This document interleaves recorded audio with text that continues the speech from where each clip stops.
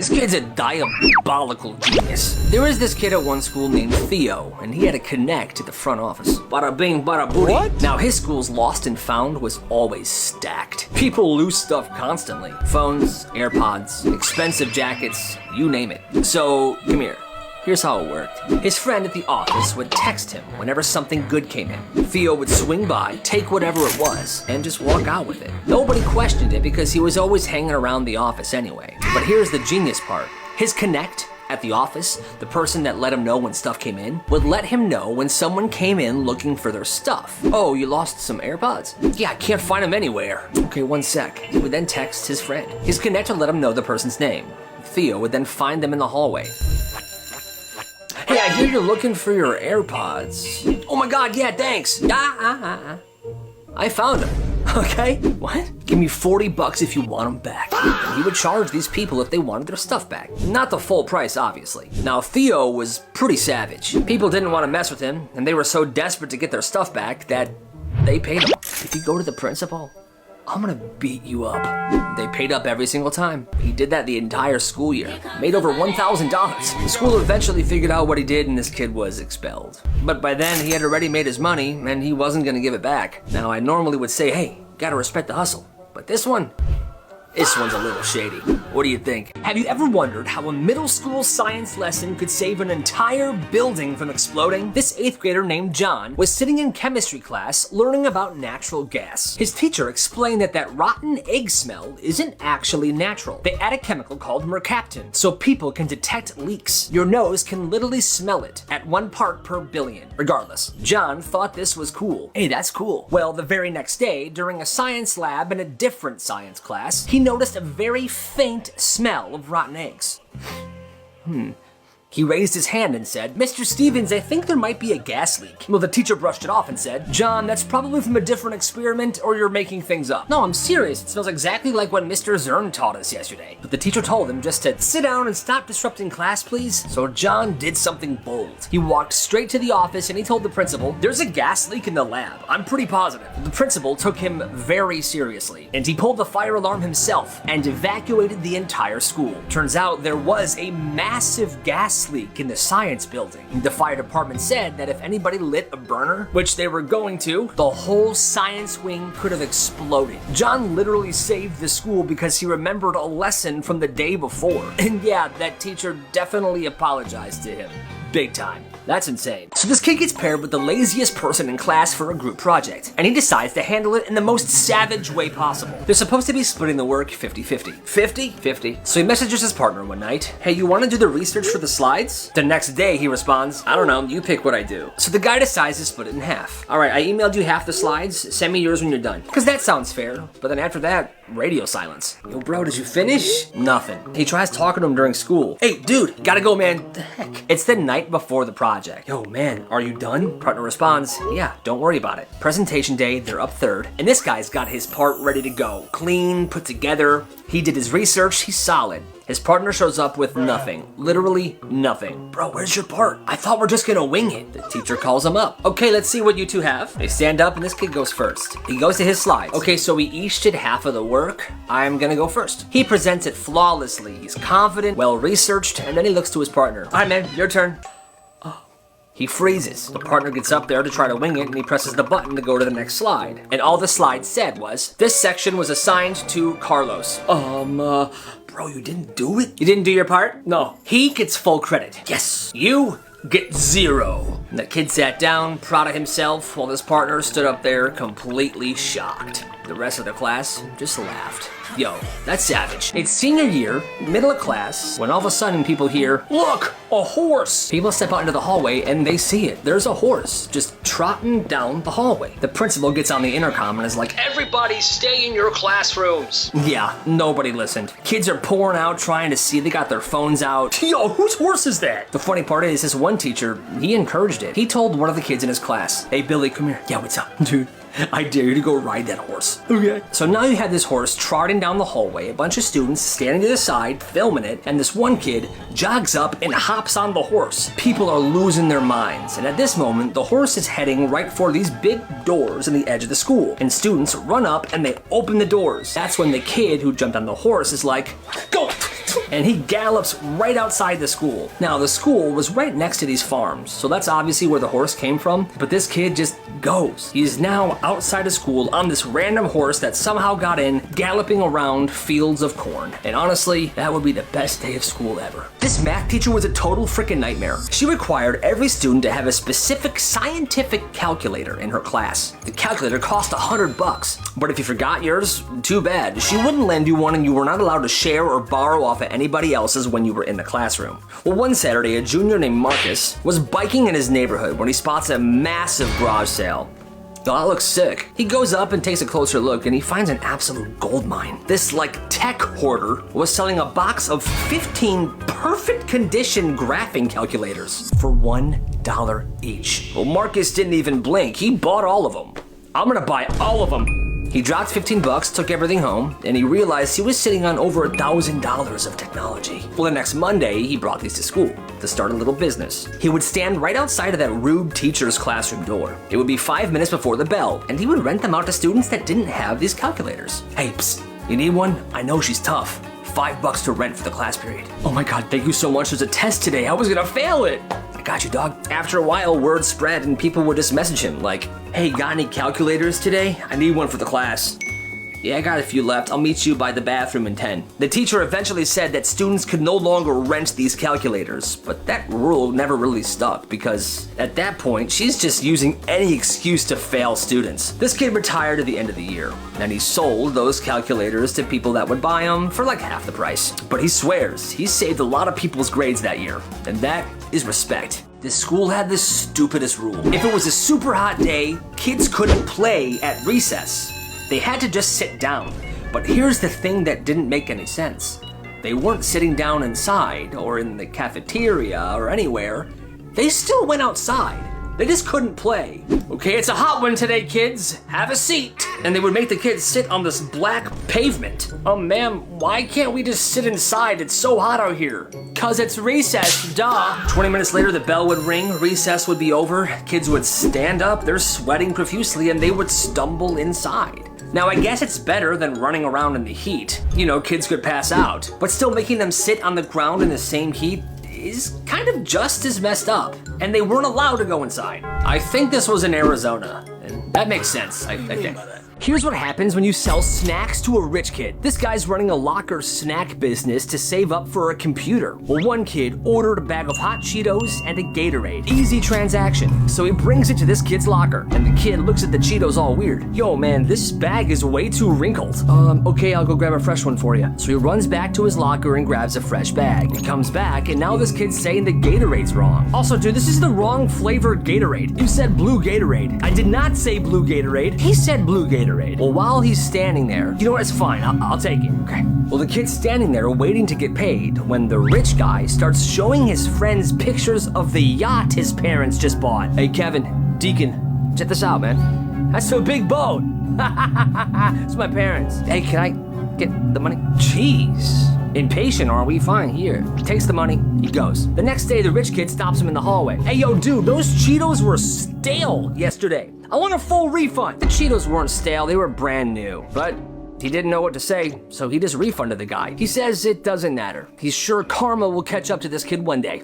Here's what happens when you ban food delivery at school. One Friday afternoon, the school sends out an email. DoorDash and Uber Eats and all delivery apps are banned. And they did this because they wanted the students to spend money in the cafeteria, like $7 for a piece of pizza. Well, Monday morning, this kid named Tyler realizes he has a free period right before lunch, and he also has a car. Vroom, vroom. So, right before his free period, he tells some people, and he begins taking orders. Okay, I got 5 people for McDonald's, I got 3 people for Wendy's, and I got 7 people for Taco Bell. So during his free period, he would take all the orders and he would go and get all this food. And when he had the people give him money, he always made sure they gave him a bit more than the order actually cost. So he was making profit. By the end of the week, he had done 50 orders. He would get the food during his free period, and during lunch, he would just pass it out. Be discreet. He would put all the food in regular brown paper bags before he brought them to the customers, so the school didn't see the actual fast food bags. Genius. And the cafeteria line began getting smaller and smaller every day, while this kid's orders began getting bigger and bigger. It got to the point where he couldn't accommodate all these people. What do you mean you can't take my order? I've got like 30 people to feed today. The school tries to shut this down, but the kid was allowed to leave during his food period.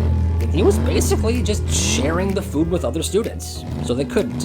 What they had to do was lower the prices of cafeteria food. And then this kid's business began to dwindle, but it still kept going because outside food was still way better than school food. Gotta respect the hustle. This kid's a genius. I'm a genius. He's super smart and he wants to make some money at school. So he finds this pen online. And this pen has a tiny strip of paper inside. It's like a scroll. You can pull it out, write stuff on it, and then you put it back in. Well, he buys 20 of them. And like I said, he was smart. And he begins selling these pens as cheat sheets for tests. For his history class, he would write important dates down, important information that would be on the test. For biology, he would draw mini diagrams. For math, he would put straight up formulas on there. And if he somehow got the actual test copy early, he would put the entire answer key in tiny letters on that little scroll. So now, whenever there's a test in any of his classes, he's got 20 of these pens with the same stuff written down in them. And he sells them for 10 bucks each. Yo, I got today's cheat sheet, you in? Yeah, here's 10 bucks. And they sold. But that wasn't the crazy part. He had a separate cheating business only for the people that would sit close to him. You see, he had another pen,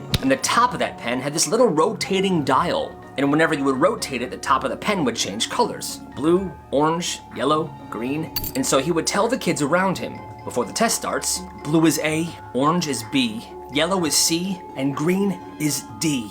Follow closely. And then the test would begin. He would answer them one at a time. Once he answered a question, he would adjust the color.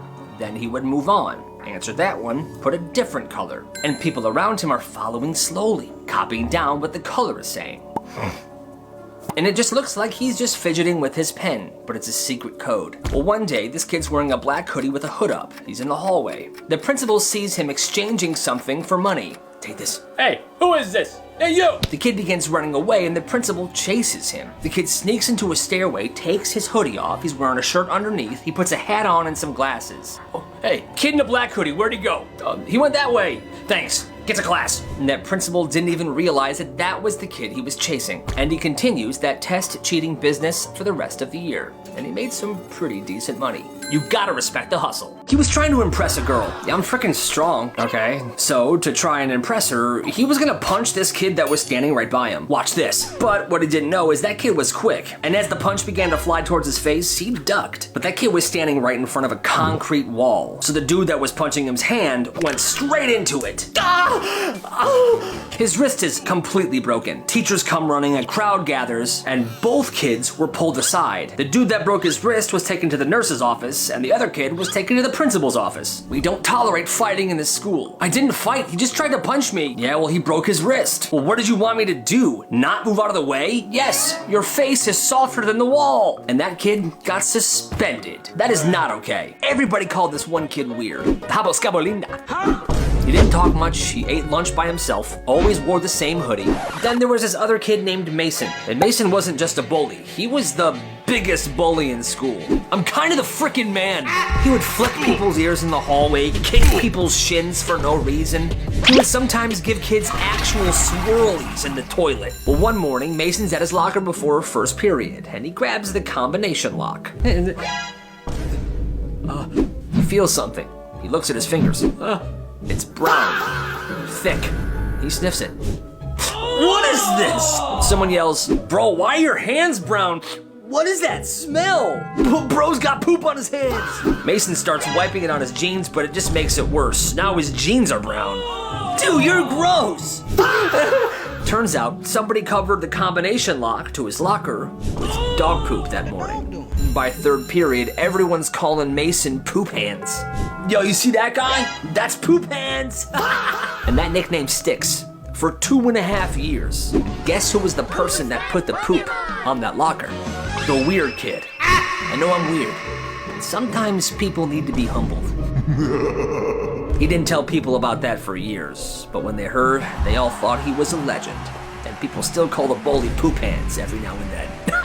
A crazy private school rule. So this private school in a small town had this rule. Nobody's allowed to have curly hair on school grounds. Which, like, what do you mean? But this is serious. One day, this new kid shows up at this school. It's his first day. And you guessed it, he has curly hair. Hey, I'm Corey. Oh, Corey. Come with me. The principal takes Corey to her office. She pulls out a hair straightener from her desk, and she begins straightening Corey's hair. When I'm done with you, this hair will be straight. 10 minutes later, Corey leaves the office with a completely different hairstyle. He was incredibly confused and sad. He told his parents, and his parents were ticked off. They complained and complained and complained. But for some reason, this small town, this small school, had a lot of connections, so the rule never changed. Curly hair, not allowed, and that is completely messed up. On Friday, Mrs. Gable tried to sound profound. She told the whole class that even when today ends for us, it's still today somewhere else on Earth. She was standing, looking out the windows, trying to sound inspiring. Class, remember, the sun never truly sets on today. Even when we go to sleep in Ohio, it's still very much today in the Pacific. It's a bit of perspective for you, students.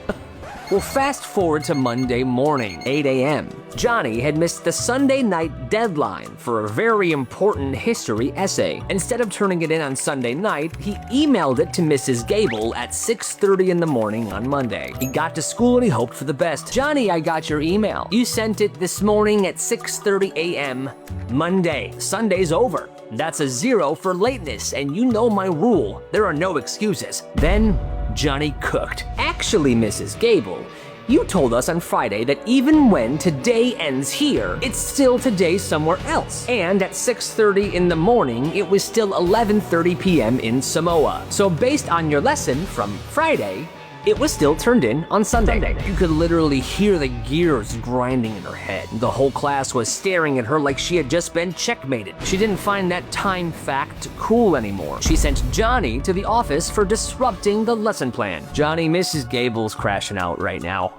Look, you're a menace. You're technically right. I could tell you, hey, doesn't matter, your paper was late, you get a 0. But I think you're smart. So, I'm gonna make her give you a B-. If the essay's good, but you gotta promise to stop using the Pacific Islands time zone to bypass getting your homework done on time, okay? I promise, Principal Milkman, and you got a B-.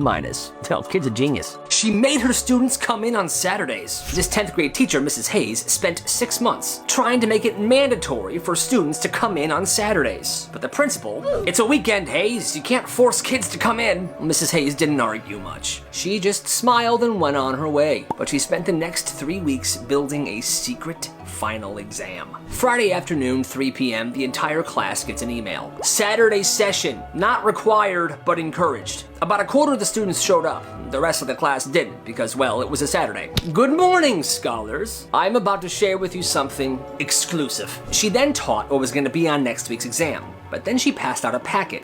A cipher code. A code that would directly relate to how the students filled out the test. And if you didn't have this code, you would fail the test. Well, Monday comes around and she passes out this 50-page packet. And it looks like it was written in Egyptian.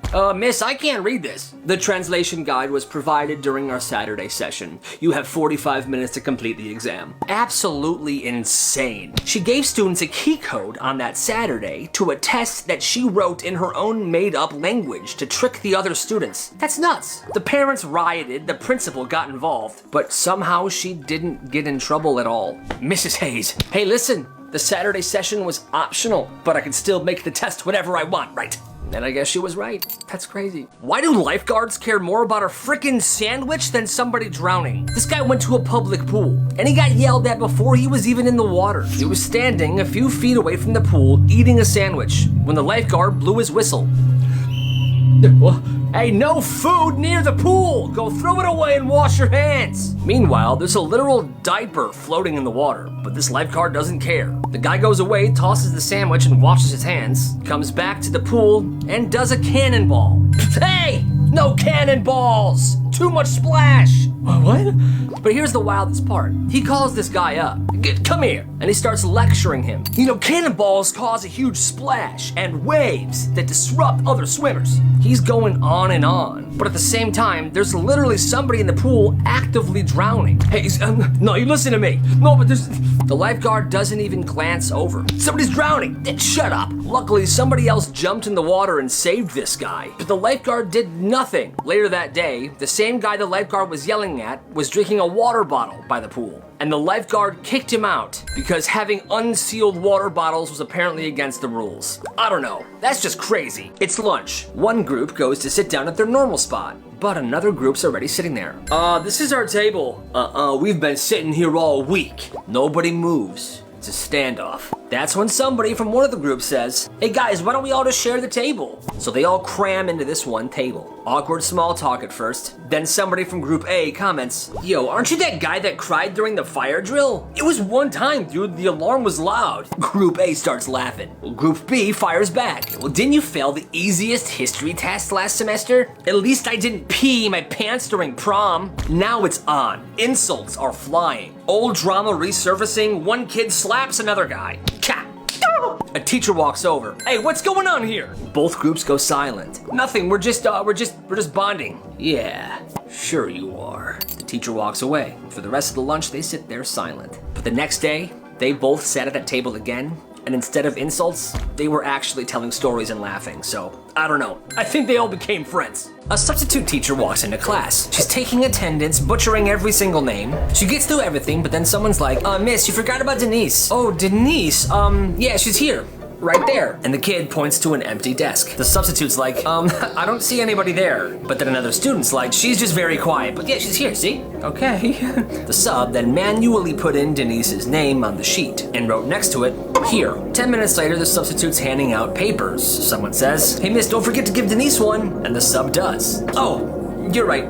My bad. Here you go, Denise.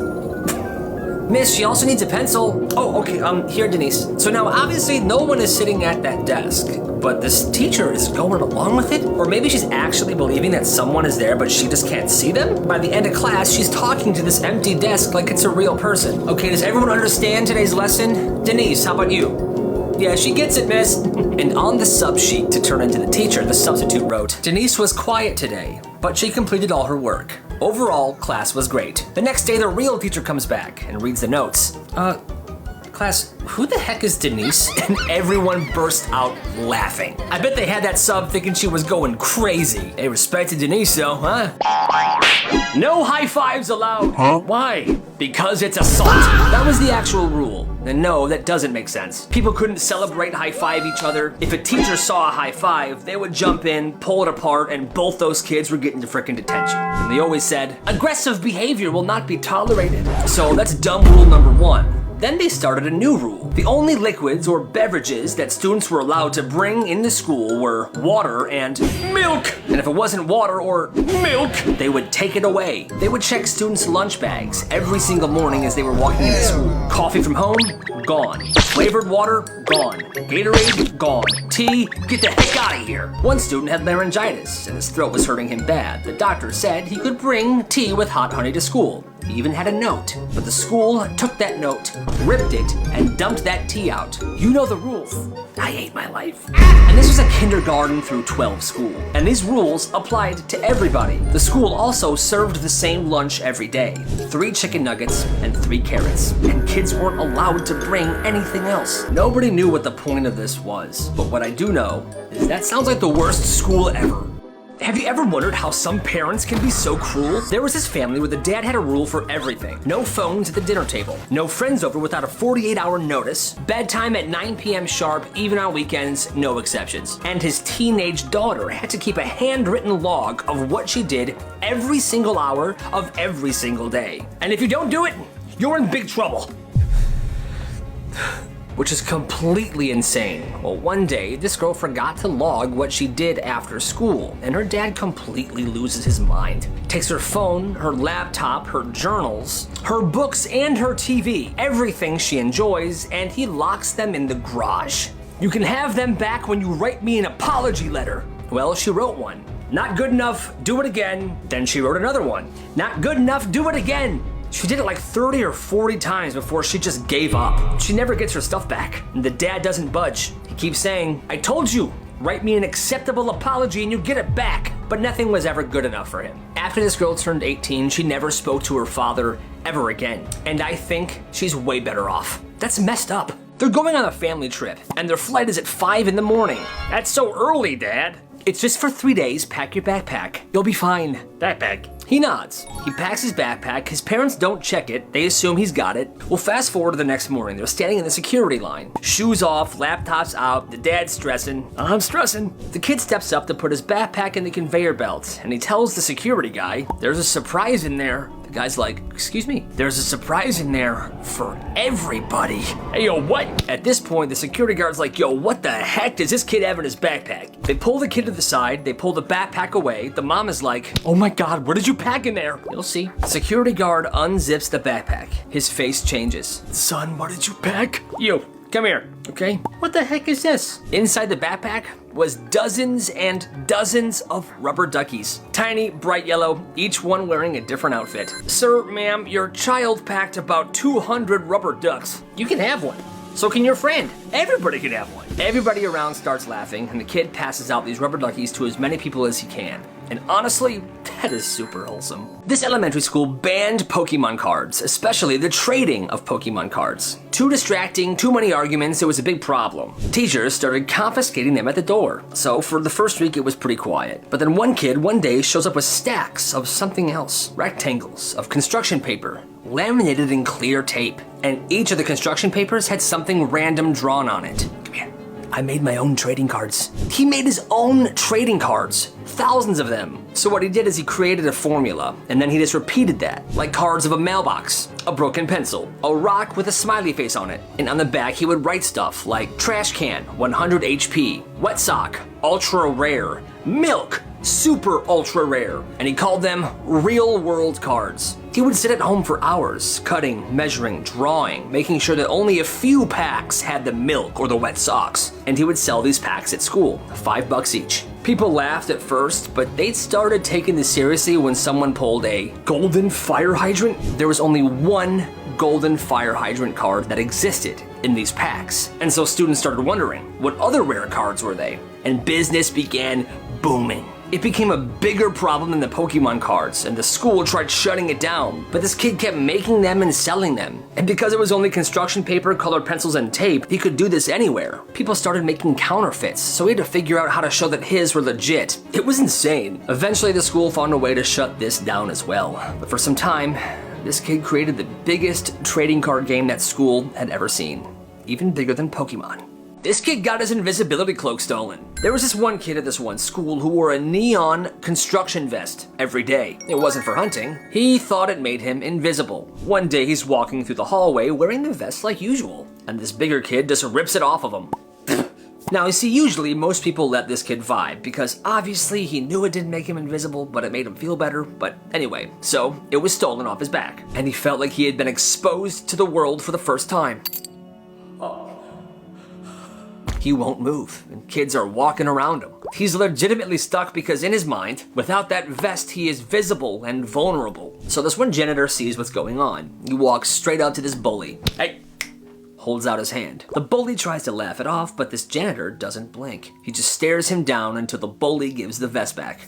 The janitor hands it back to the kid. The kid puts it on and walks away. And just like that, he was invisible once again.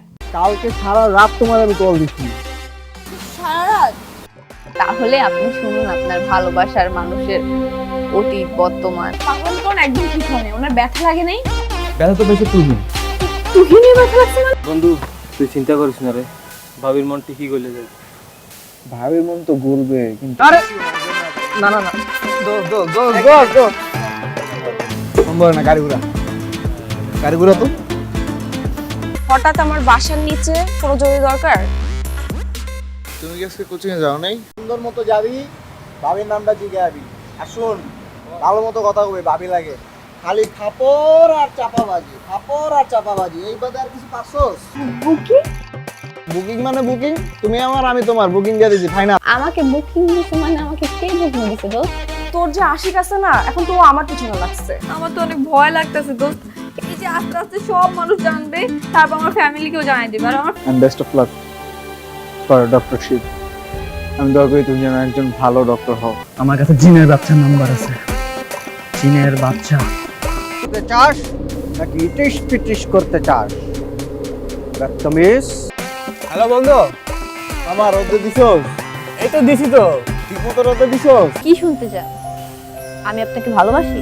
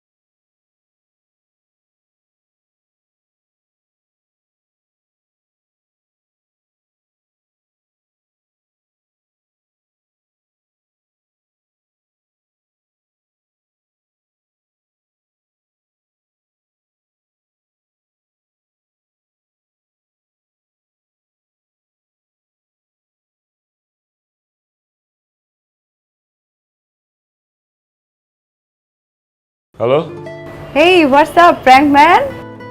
কে? একটু হলেই তো তোমার phone হাওয়া হয়ে যেত। তুই তোর phone আর কোনোদিন পাবি না। কেন? তোর বাবা তো তোর ফোনটাকে একদম আছাড় দিয়ে ভেঙে শেষ, এমনকি পানিতে চুবাইছে।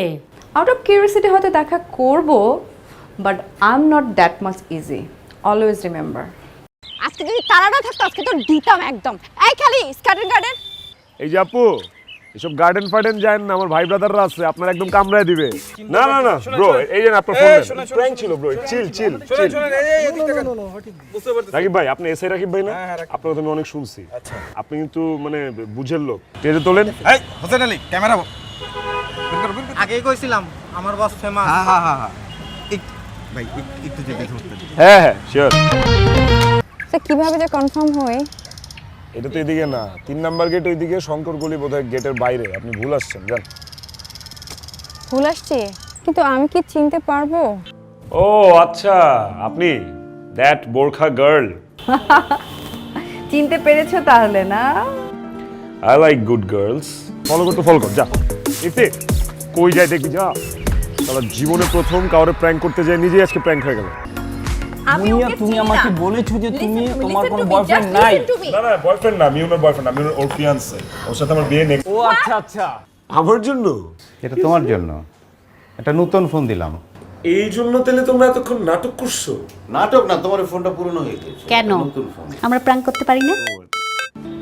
একটা ইম্পর্টেন্ট কথা ছিল তোমার সাথে। এমন করলে কেমন হয় যদি এই এন্টারটেইনমেন্ট জার্নিতে আমি জয়েন করি তোমার সাথে?